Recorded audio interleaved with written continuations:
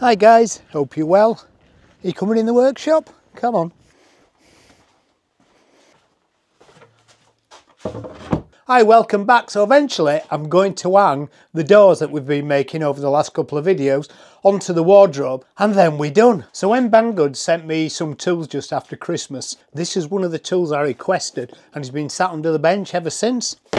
And because I knew I would eventually get round to put some hinges on these doors, I asked them to send me an hinge jig so I could use it on this project. So let's unbox it. Well, that's the main jig.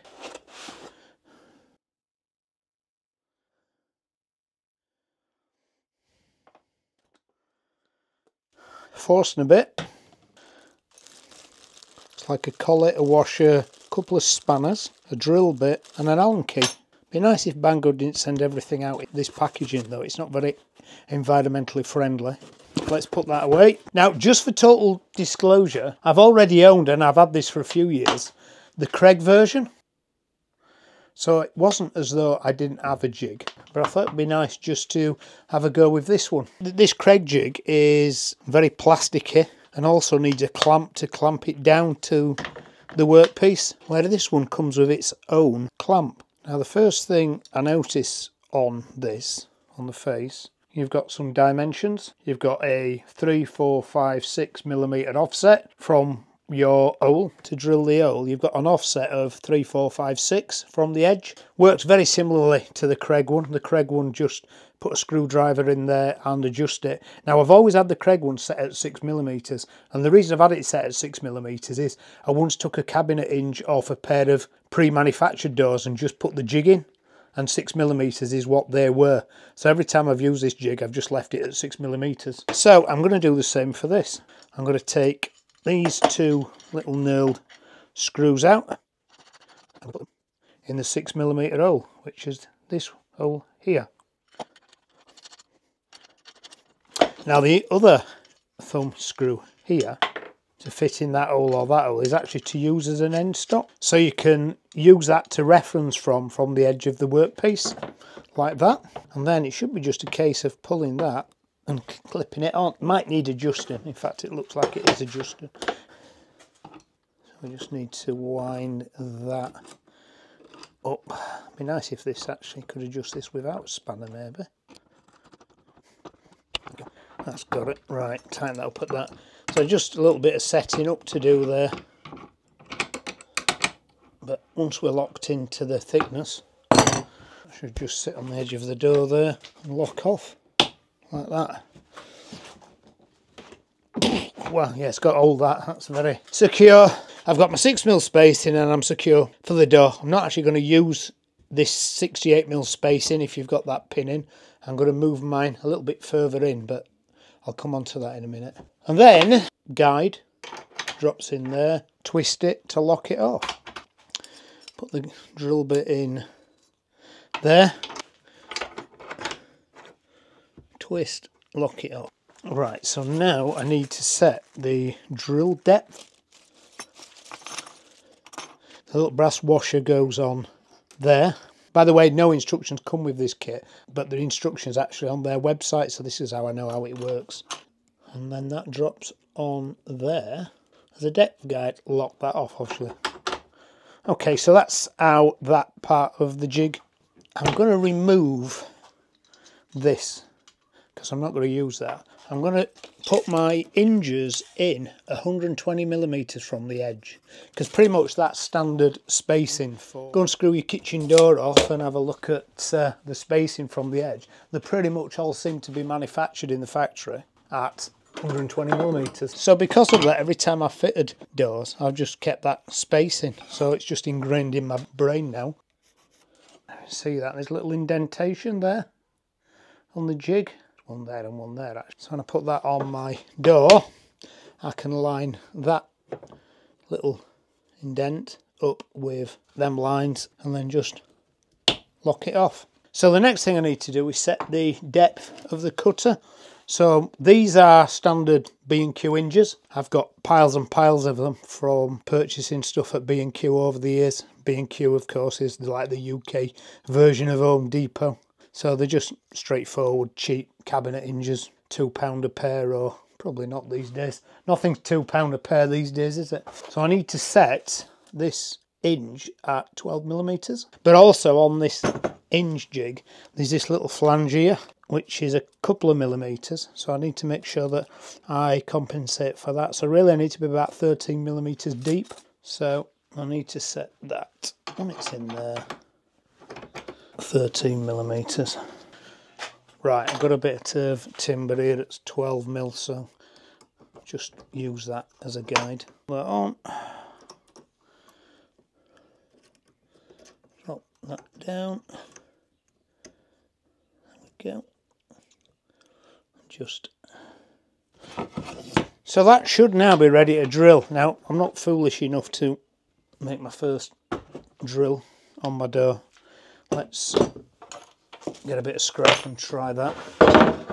This is a bit of scrap, it's the same thickness. Little jig on, clamp it on. Right then.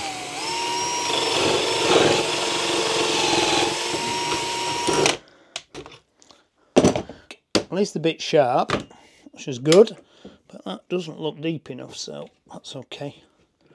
Try have a go too shallow than too deep. We can always adjust it. You can take it off, but you can't put it back on again. So let's just move that a bit then, till we've got it dialed in absolutely spot on.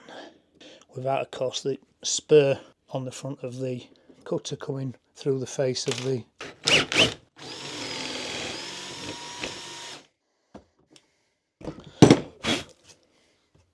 It's cutting nice, and that's perfect. Right, the next thing that we therefore do, I just need to put that back in actually, just to line that back up again.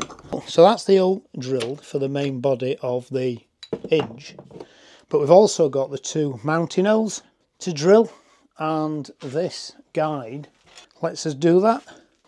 We've got a jig here which has got 32mm holes, which them there, look. So we've got a few options here depending on how wide as mounting of us hinges, and it's them there which are labelled at 45mm.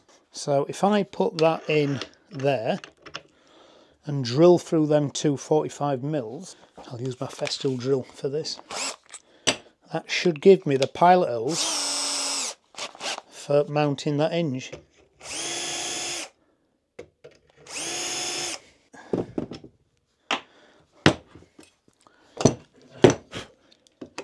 Perfect. So that's good, I'm happy with that. Now, the one thing that I do interesting to see if I can do with this is drill the holes for the mounting on the side of the cabinet. Now, one thing that might hamper me specifically, and we'll have a look once we get up into the bedroom, is that because my cabinets are double thickness, but basically there's two cabinet boxes fixed to each other, I might not have the depth on this to do that, but we'll see when we get up there.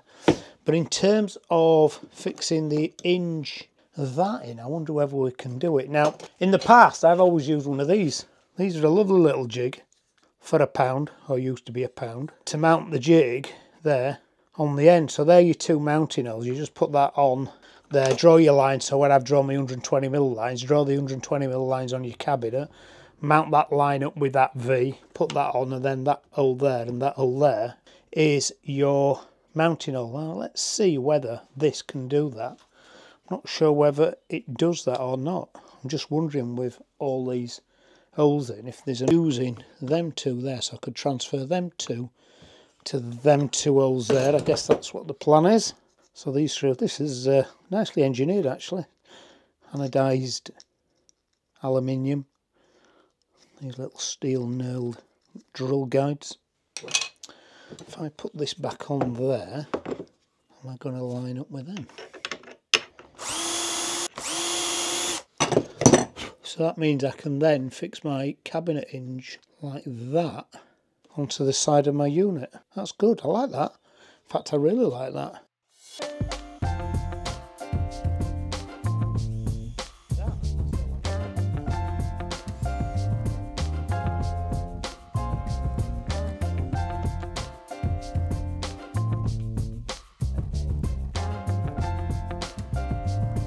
That works. Door back on, we'll have to clamp it so it's cantilevered out from the bench. But before I do that, if I get a piece of offcut, these are actually the offcuts off these, put that down there, mark that and that, put a T on there for the top, then that's a marking stick for the doors and to transfer over to the base units.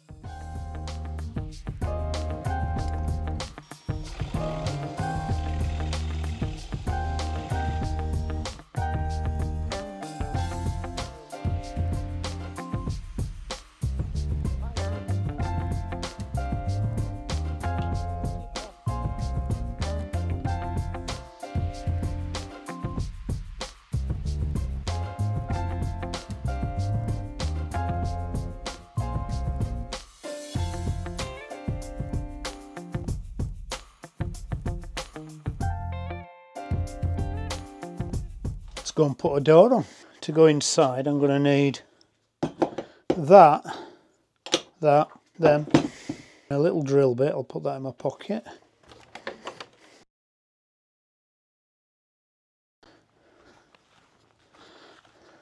You need to come too, come on.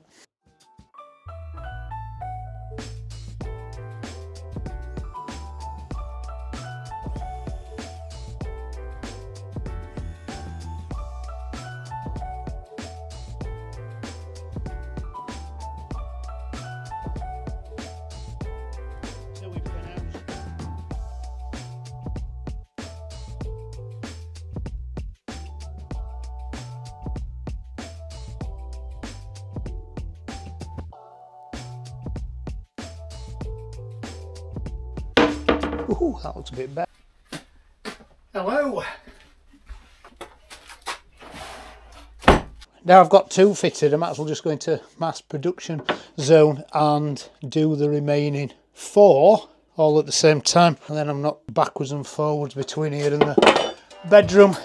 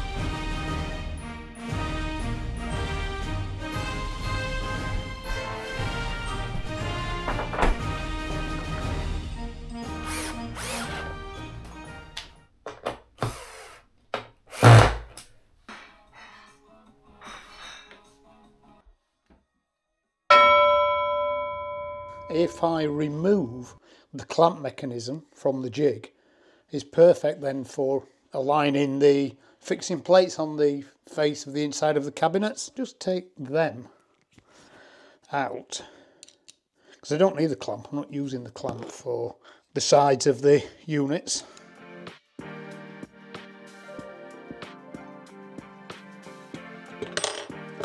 So I'm left with that, and I should be able to just get my plate with the 32mm spacing, offer that up to there, make sure I'm on my line, put that in there, couple of zips, remove that, and there's my screws. How good's that?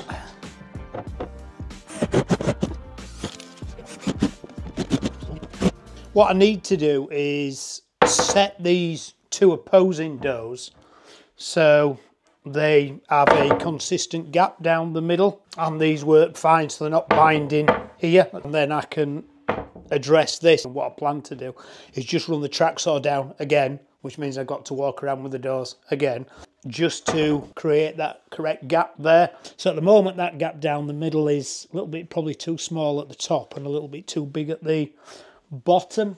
That out a little bit more. So I might just move this up a touch. So I only put one screw in yesterday just to give me a little bit more option. Now we put the second screw in now to lock them off.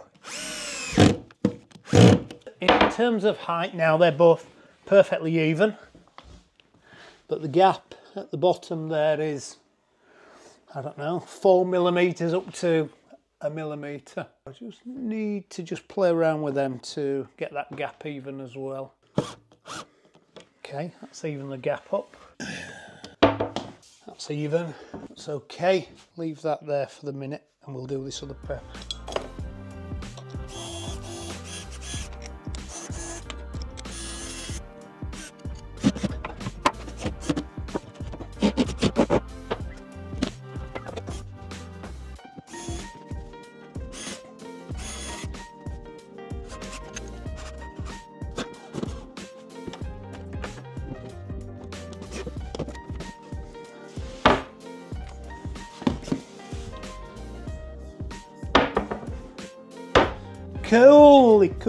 Coolly. Right, so that's all those cupboard doors on. So I think what I'm going to do is start at the middle. So that's an even take off. That looks to me as though it needs about 6 mil off. So if I take 3 mil off each door, so I'll screw the doors off the hinges, leave the hinges fixed to the cabinets. And as I'm going to take them off, write the door number in the recess, and then I know which door goes where. So this is door 3.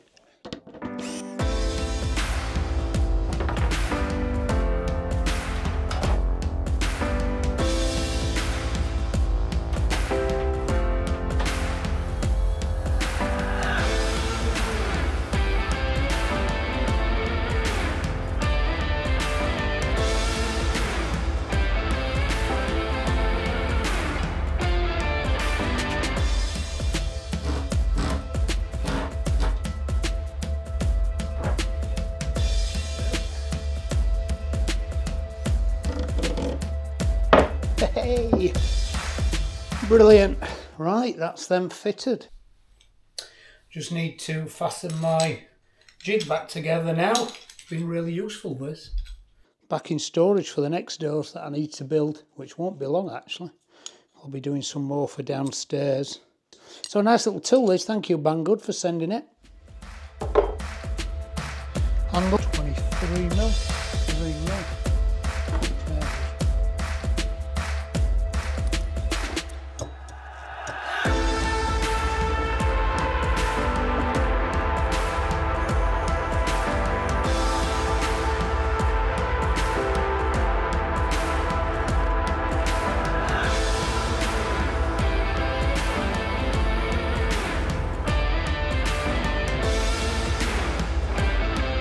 Well, that's it. That's the joinery face finished.